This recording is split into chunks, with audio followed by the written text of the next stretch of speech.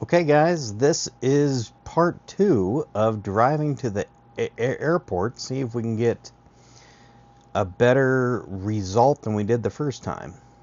So we're parking around the same spot, and this initially starts out very much different than it did yesterday.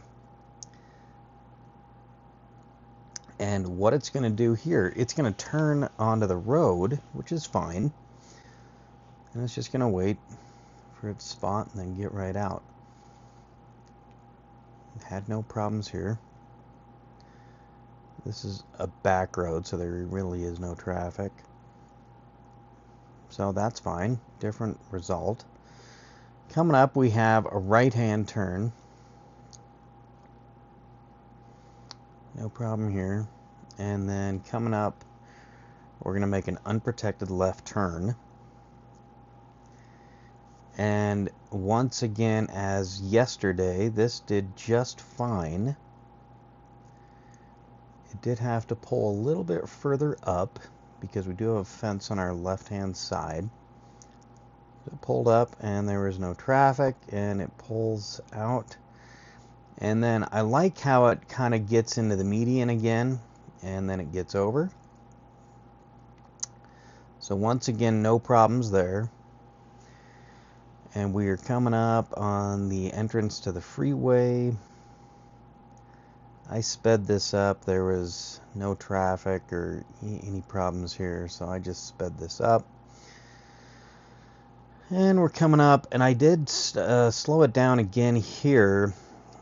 This was a spot that I felt it didn't need to change lanes, but it did work for it too. I felt it could have stayed in that right-hand lane because we are going to turn right. We're going to exit right in about another 1.25 miles, I believe it was, from here. So I gave it time. I wanted to see what it was going to do, and it did. Turning out, it did do the right thing. And so I would have stayed in the right-hand lane, but it worked. Okay, so we got into the middle lane from here, and it's just going to wait after this entrance here, and then it gets over. It's got the room. And I sped this up again. There's no traffic, so definitely a lighter situation on traffic than it was from yesterday. And coming up on the airport right here. Now, I did find a sub-destination for it for the terminals. So I'm going to be interested to see how it reacts. I did kind of have to search for that. It's not something that pops up initially, so you kind of have to search for it. And I feel that's kind of a failure because it's like it should automatically pop up, especially for some place like this.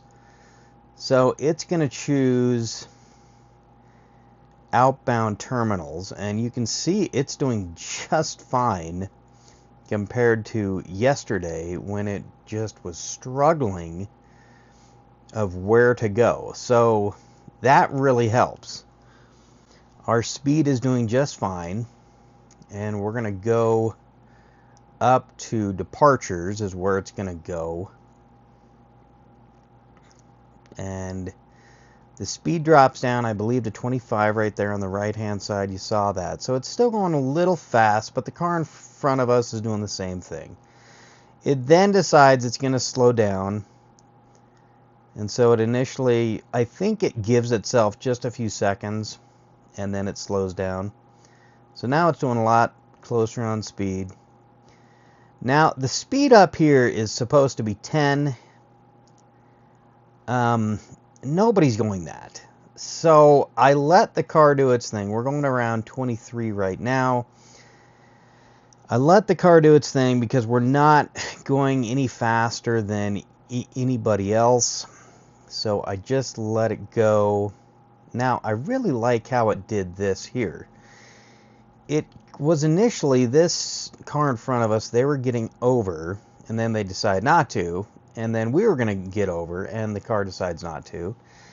Then this car gets right up and Tesla defines, we find a spot right behind it. It worked great. And it parked itself right here. And I did skip this part only for the privacy of the people in front of me. And then it did really well. I started it, and it just pulls right out, no problems. It sees all the traffic, and it gets right back up to speed. It was amazing how much of a different reaction it was from inputting the terminal. It just reacted completely different to everything there. So that was great to see, although I wish it was easier to plug in the terminal when you're trying to plug in the address for the airport. So anyways, guys, thank you for watching and joining me on this journey.